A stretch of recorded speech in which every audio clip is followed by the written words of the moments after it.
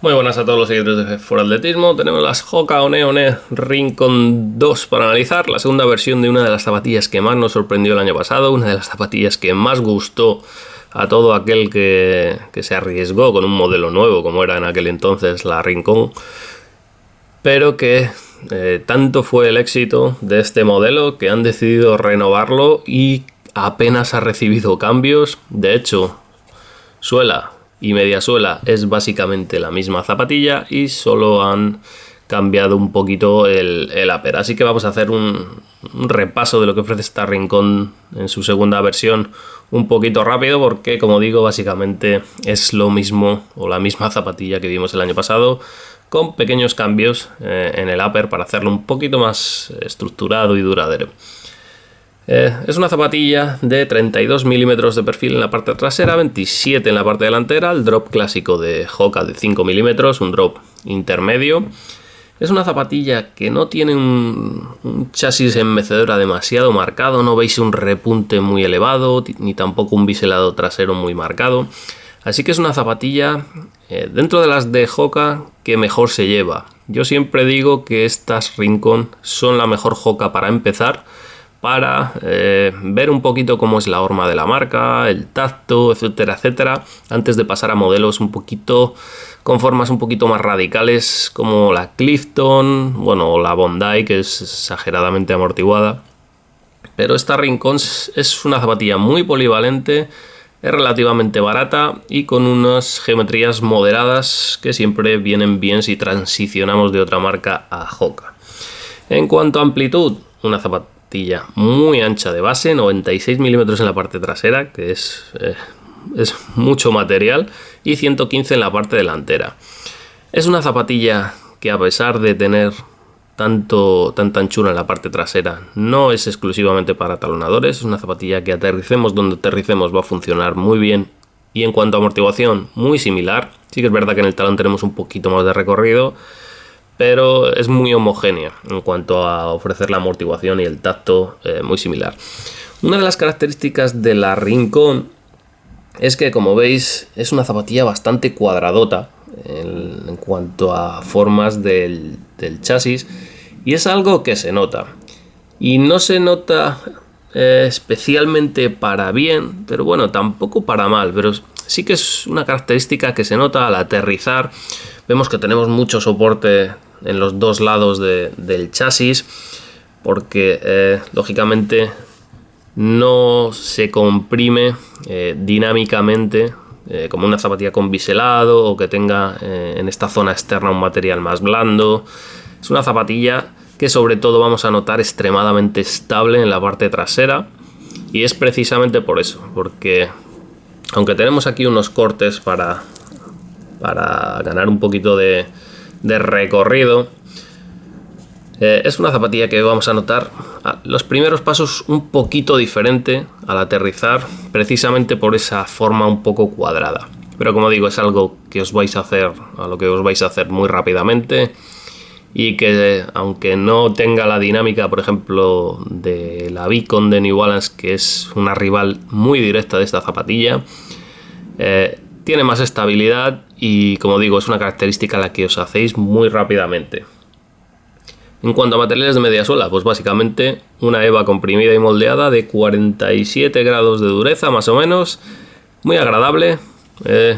Como he dicho antes, rival muy directa de la Beacon, es una zapatilla un poquito más amortiguada que la Beacon y agradable, un poquito más agradable, también es más estable, y ambas zapatillas son muy ligeras. Esta zapatilla son 221 gramos de peso. Y es una zapatilla con amortiguación suficiente como para ser una zapatilla de entrenamiento, especialmente para corredores hasta 70-75 kilos. Se puede entrenar con ellas hasta 5.15, 5.20 el kilómetro sin problemas. Es una zapatilla muy buena para competiciones medias y largas, media maratón, Ironman, etcétera, etcétera. Es excelente porque es muy ligera, se lleva muy bien, es una zapatilla que no roza, es una zapatilla que tampoco genera calor, es ventilada. Es una zapatilla que ha gustado mucho por todas esas características que estoy relatando. Y sí que es verdad que pesa 5 gramos más que la Rincon 1, pero bueno, también es una zapatilla con más estructura en el upper, algo que vamos a ver ahora mismo.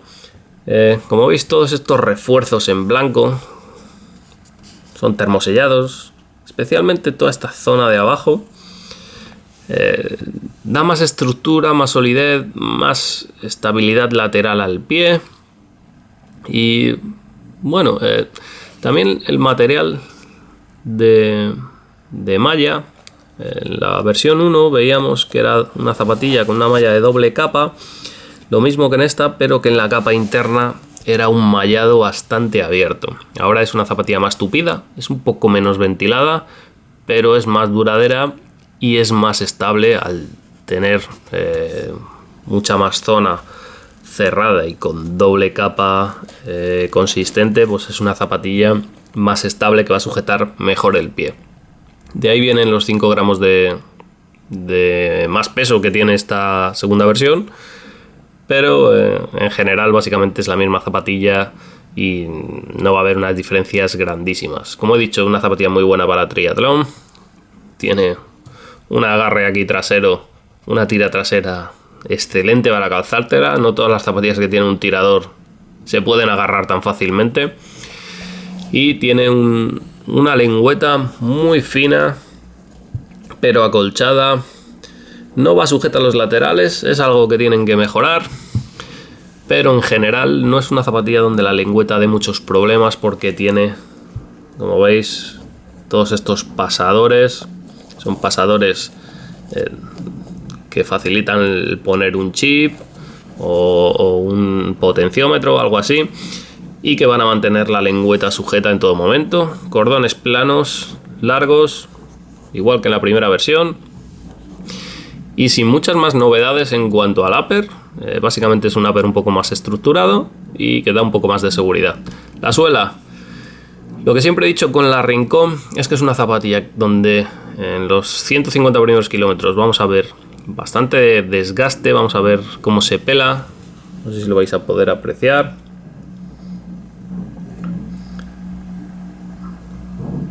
Esta zapatilla tendrá casi 100 kilómetros y ya tiene desgaste en las zonas principales de impacto.